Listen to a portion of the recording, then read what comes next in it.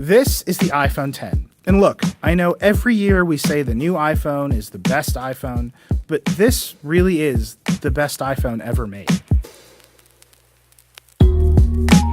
Now, we've been waiting for this phone for a long time now. Apple says it's a complete reimagining of what the iPhone can be, and there's a lot of major changes here. Apple's gotten rid of the home button, there's no more fingerprint sensor, there's an OLED screen, the first on an Apple phone. You unlock it just by looking at it. There's all kinds of new gestures for navigating. There are some big bets here on the future of the iPhone, and a lot of unanswered questions. Earlier this week, we published a video, said send us your questions. You sent us a ton of those questions, and I think we can answer them all in this review. We got a lot of questions about the design and the display, so let's start there. First, there's the notch. There it is. There's no getting around it, there's no point in pretending it's not there, but I'm gonna tell you that after a few days, it's fine. It's not great, but especially in portrait, you just learn to ignore it. It's definitely annoying in landscape though, especially when you're watching video. If you zoom, the notch will definitely cut into the side of what you're watching. And I don't love browsing the web in landscape either. The notch is just right there.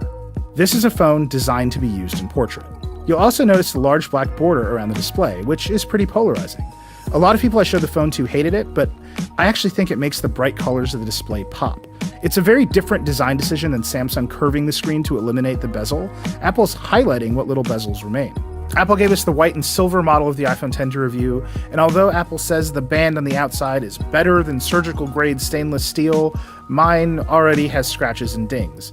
And all we've really done with it is take photos and videos of it. So I wouldn't expect this phone to remain flawless if you don't have a case. Aside from the removal of the home button and the larger screen, the rest of the iPhone X looks a lot like the iPhone 8.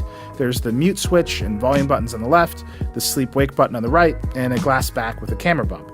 The camera bump is huge. It's actually bigger than the bump on the 8 Plus on a smaller body, so there's just no getting around it. Apple leaned into it and tried to make it a design element, which you will either love or hate. It's kind of grown on me, though. And, of course, there's no headphone jack, which sucks on every single phone that omits it. So, notch aside, the screen is great. Apple's using a 5.8-inch Samsung-manufactured OLED display, which it says it custom designed for the iPhone X. It's a bigger number than the iPhone 8 Plus's 5.5-inch display, but it's a taller, thinner aspect ratio, so it's actually not as big. And there's no tabs in Safari or other Plus iPhone features here. It's definitely more of a bigger iPhone 8 than a smaller 8 Plus, and that's exactly what it feels like in your hand. It's like when Apple moved from the iPhone 4 to the 5, the display basically just got taller. In fact, when you run apps that aren't optimized for the iPhone X, they run with huge software bezels, and the whole thing just looks exactly like an iPhone 8. To answer this question about differences between Samsung's AMOLED and LG's POLED and Apple's OLED, these are actually just marketing terms. The fundamental construction of OLED screens is basically the same, although there are clear quality differences between them. And I have to say that the iPhone X is at the top of the class when it comes to quality. I keep saying the iPhone LCD is the best and most accurate phone screen out there, and the iPhone X looks just as good, if not better. It's way brighter, it's super vibrant, and it basically looks like pixels directly under your fingers. It doesn't have the crazy neon colors of Samsung phones. iOS just does better color management than Android, which is just starting to do it, and I think you can see it here. The display uses a diamond pentile pixel layout, which means every pixel on the screen shares red, green, and blue subpixels with the other pixels around it. That's different than like the iPhone LCD, which has dedicated RGB subpixels for every pixel on the screen. Now, a lot of people don't like pentile screens, and to be honest, I have not liked them in the past either, but you can't really tell with the iPhone X unless you're using a really tight macro lens, which, of course, we did. Apple says it's doing a bunch of custom anti-aliasing and subpixel rendering to make this display work better than other Samsung pentile OLEDs, and honestly, it shows. This screen really does just look great. Looking at the iPhone X side by side with the iPhone 8, I think the X is noticeably cooler, and it's a little bit softer, which I think it makes it slightly easier to read text, especially for a long time. Check this out though. Turning on Apple's True Tone color calibration on both phones doesn't make them look the same, which it should. I asked Apple about this, and they told me the X has a 10-channel light sensor, and the 8 only has a 4-channel sensor, so the X is more accurate. I still think it's pretty strange how different they are, though. The screen isn't perfect. Every OLED screen shifts colors off-axis, and the iPhone X is no exception. It definitely gets bluer if you tilt the phone back and forth along either axis, but it's nothing like the Pixel 2 XL, which goes blue if you just shift the phone in your hand a little bit. It's one of those things that doesn't leap out at you, but you'll notice it if you're looking for it. A lot of you asked us about burn-in, and I haven't seen any yet, but it's early, so I asked Apple about it, and they told me that they've also done a ton of work with the screen and the operating system to limit burn-in. Every OLED screen eventually does suffer burn-in though, so we're just gonna have to wait and see if the iPhone X really is better than the competition. By far the most questions we got were about Face ID, and I'm just gonna answer this one up front. You don't have to use it, you can just leave it off and enter a passcode. But I think you're gonna want to use it because most of the time it works great. It really does just work. You look at your phone, it unlocks. There are a couple of times when it doesn't work just great, and you're gonna have to adjust to make it work better, but I don't think it's actually that big of a deal. You just have to get used to the change. You can point a cheap camcorder with night vision at Face ID to see it working, and it's pretty awesome when you do. The iPhone X has an IR light, a dot projector, and an IR camera all tucked into that notch at the top of the screen. When you wake up the phone, the IR light goes off, and if the IR camera sees a face, the dot projector flashes a pattern of 30,000 dots. The camera then takes a 2D photo, which gets turned into a mathematical depth model, which is sent to the secure enclave on the A11 chip and matched against the stored value. And if it matches, you're in. This all happens really fast. All of this means that Face ID works just fine in the dark. It's shining its own little IR flashlight on you. That little flashlight is the blinking light a lot of you asked about in our previous videos, which you actually can't see. Our camera sensors just pick it up. When you're using the phone, Face ID checks to see if you're paying attention every so often, which is what blinks that IR light. If you're not paying attention, the phone aggressively dims the screen and eventually goes to sleep to save the battery. It's a neat trick.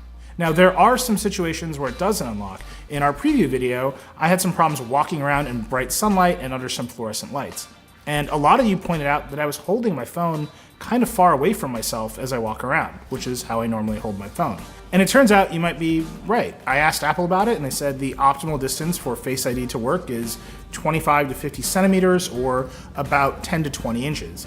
And that's a little bit closer than I normally hold my phone. Here, I actually have a measuring tape here, which is great. And we can just take a look. So here's that, here's 20 inches. And this is definitely a little bit closer than where I normally hold the phone. And when I'm lying down in bed or on the couch, I actually hold my phone a little bit closer than 10 inches normally, and Face ID struggles. So you have to adjust how you're gonna hold the phone, where you're holding the phone to make it work better. You also have to look at it pretty directly, which means unlocking while the phone is sitting on a table is out unless you look over the phone. We got a bunch of questions about Face ID privacy, but I don't think there's much to be worried about there. Face ID never really takes or stores a photo of your face. The regular front camera is only used during setup so you can see yourself.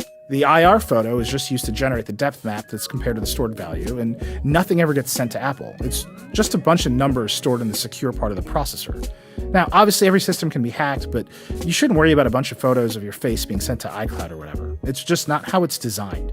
If you weren't worried about Touch ID, you probably shouldn't worry about Face ID. A lot of you also asked about how fast Face ID is, and the answer is that it varies. Most of the time, in normal lighting conditions, it's so fast that it's almost like not having a passcode on your phone. You pick up the phone, swipe up, and you're in, just like the old swipe to unlock days. But other times, it takes a second. Again, I think that's mostly under different lighting conditions. It's basically the same amount of irritation as a fingerprint scanner. Sometimes your fingers are wet and you have to enter the passcode, and sometimes the light's weird and you have to move the phone closer to your face and wait a second. It's fine. The one thing I will add about Face ID is that it makes it way harder to discreetly check the phone when you're talking to someone. I pulled out my iPhone 8 and just put my thumb on the sensor all the time to check a notification. With Face ID, you have to really look at the phone, which makes it obvious you're not looking at the person. We're all just gonna have to get used to this. You can also use Face ID for Apple Pay, and it's pretty easy. You just double-click the side button, authenticate, and then hold the phone to the reader. To me, it actually makes more sense than Touch ID because you're actively turning Apple Pay on instead of just waving your phone at the card reader and hoping it works. I think it's pretty nice. Once you look at that new screen and unlock the iPhone X with your face, well, you're using iOS. Apple told me they didn't want to make any drastic changes to the main iOS experience because they thought the removal of the home button was enough. You're going to have to learn a whole bunch of new gestures just to navigate this phone. We got a lot of questions about those gestures too, and once you get used to swiping up to unlock the phone, it's easy to get used to swiping up to go back to the home screen. You have to swipe from the bottom, so if you're playing Temple Run or something and you swipe from the middle, you're going to be fine. I haven't accidentally swiped to go home yet. If you want to switch apps, you either swipe along the bottom of the screen or swipe up and hold. You'll get a little haptic bump and the app switcher will show up. It took me a minute to figure out how to do that move consistently, and a little bit longer to figure out how to consistently use reachability. Actually, lots of you asked about reachability, which is the feature on iPhones that brings the top of the screen down to make one-handed usage easier. I use it all of the time on my 8 Plus, and it's still here. Only now you swipe down about halfway up the icon dock from the home indicator. I couldn't get this to work at all, and then something finally clicked, and I sort of figured it out, but I'm definitely still not perfect at it. I think it's just going to take some time to learn. Once you've brought the UI down, you can swipe on either top corner to open Notification Center or the Control Center, which is nice. I asked Apple why Notification Center is a sheet and Control Center is an overlay, and they told me that it's philosophical. Control Center is supposed to be an always there widget, and Notification Center is supposed to be another screen that slides down. Whatever it is, I think it looks really messy to have two different interface patterns for the same action at the top of the screen, and I really hope Apple just cleans it up. Since there's no home button, you open Siri by holding the side button. Siri is still Siri, which means it's still not great, but there it is. You take a screenshot by holding the top volume button and the side button together, and you turn the phone off by holding either volume button and the side button and then swiping to power off. It sounds complicated, but it's pretty easy to figure out. Screenshots don't have the notch, just a big blank space where the notch is on the phone. And that's a pretty good metaphor for the screen in general. There's a lot of extra space at the top and generally a lot of extra space at the bottom, which means the usable area of apps is way closer to the iPhone 8 than you'd expect. In fact, apps that aren't optimized for the iPhone 10 run with giant software bezels that basically make the phone look like an iPhone 8. You'll run into a lot of unoptimized apps if you buy this thing right away. Gmail, Google Calendar, Spotify, and more all run with software bezels. Apple says it's helping app developers update, and the tools make updating for the 10 a lot easier than the previous cycle for the iPhone 6 size screens, but we'll just see how it goes.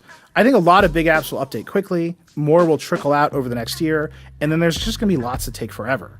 Delta took like 2 years to update for the iPhone 6. Let's hurry that up, people. You won't find a lot of big new ideas about iOS here, and if you spend a lot of time in unoptimized apps for work like Google Docs and Trello like I do, it's a lot like using an iPhone 8. I really want Apple to make notifications more powerful. I would love to see some more customizability on the home screen, and I would love to be able to set new default apps for mail and web browsing. I'd also love for the overall design to be more fun. Years after iOS 7, everything still feels pretty stark and brutal compared to the increasingly whimsical version of Android that Google's putting on the Pixel. You know what is fun though? Animoji. We got a lot of questions and comments about this too, and I completely stand by saying they're the best feature of the iPhone 10 in the preview video. They are a joy. They work great, and everyone I showed them to loves them. Animoji work by lighting up the TrueDepth IR camera and dot projector, but it's not nearly as hardcore as Face ID. There's no depth map or security stuff. It's just motion tracking 50 muscle groups on whatever face it sees. The only time it doesn't work great is when you try to wink. And Apple told me they know about this and suggested it might get better over time. Whatever. I love Animoji, and I'm not afraid to say it in the form of this talking monkey. Now that we have the iPhone 10 and the Google Pixel 2, we're going to do a super in-depth camera comparison video. But here's what I can tell you right now. The iPhone 10 has basically the same cameras as the iPhone 8, and the photos look almost exactly the same. And I tend to prefer the photos from the Pixel 2. The back of the iPhone 10 has two optically stabilized 12-megapixel cameras, one with an f1.8 wide-angle lens and the other with an f2.4 telephoto. That's an upgrade from the 8 Plus, which has an f2.8 non-stabilized telephoto lens. That stabilized telelens is great. These are probably the best zoom photos I've ever taken on a phone. The two rear cameras allow for portrait mode, which works as well as portrait mode on the 8 Plus and also supports portrait lighting. The front camera supports portrait mode and portrait lighting, but I don't think it's very good. Regular photos from the iPhone 10 are fine, and some of them are even great, but I think the Pixel 2 takes more evocative photos with better contrast. The iPhone's dual rear cameras definitely produce better portrait mode photos than the Pixel, and the Pixel definitely produces better portrait photos from the front camera. And I don't think the Samsung Galaxy Note 8 holds a candle to either the iPhone 10 or the Pixel 2. All in all, these are both excellent cameras, and it really comes down to personal preference and how much you value that zoom lens. I think I prefer the Pixel 2's cameras, which just seem to produce absolute winners more often. But like I said, we'll be doing a deep dive video with these cameras soon. Apple says the iPhone 10 should get 2 hours more battery life than the iPhone 7. And while it's been pretty hard to test this week while we've been running the screen and cameras full tilt for this video, I've been pretty impressed. OLED screens generally draw less power than LCDs, and I got great battery life with the iPhone 8, which shares most of the same components as the 10. So just based on what I've seen this week and based on what I know from the iPhone 8, I would expect to go about a full day with the iPhone 10. Just like the iPhone 8, the iPhone 10 supports Qi wireless charging, which means if you have a car like this BMW M550, you can just drop it on the pad and it'll charge up while you go. This car also supports wireless CarPlay. It's one of the first on the market to support the new feature in iOS 11, which lets you connect to CarPlay without plugging in a cable. So all you gotta do, turn on the car, you can drop it on the pad down here. The wireless charging light is up. In just a second, CarPlay shows up. That is the dream. I have been wanting that to happen in a car since the first day I ever got a phone. It is so awesome when it works. It works great in this car. I will say, getting it out of this spot sucks, and BMW should definitely work on that, but I will take it. So that's the iPhone 10. It's a great phone. It's probably the best iPhone ever made. It's thin, it's powerful, it's beautiful, it's full of really interesting ideas what all these cameras on a phone are supposed to do. I think the OLED display looks great, but it's still an iPhone. It runs iOS 11 pretty much the same as an iPhone 8 or even an iPhone 7. Siri is still Siri, notifications are still pretty basic, iMessage is still a beautiful prison. If you know what you're getting into with iOS 11 and you like it, you're probably gonna love the iPhone 10. So the most important question we got was whether the iPhone 10 is worth $1,000. It's the most expensive iPhone ever made. And I don't think there's an easy answer to that question. If you love iPhones and you've got the money, you should buy this phone. I think you're gonna be really, really happy. But if you're on the fence at all, it might be worth waiting with the iPhone 8 or the 8 Plus. You'll still get most of all the same features, you just won't get Animoji, and you'll get to wait out app developers optimizing all their software for these screens, which is gonna take a while. In a couple of years, every iPhone is gonna look like the iPhone 10, and you'll be able to jump right in. In the meantime, the rest of us will be using Animoji.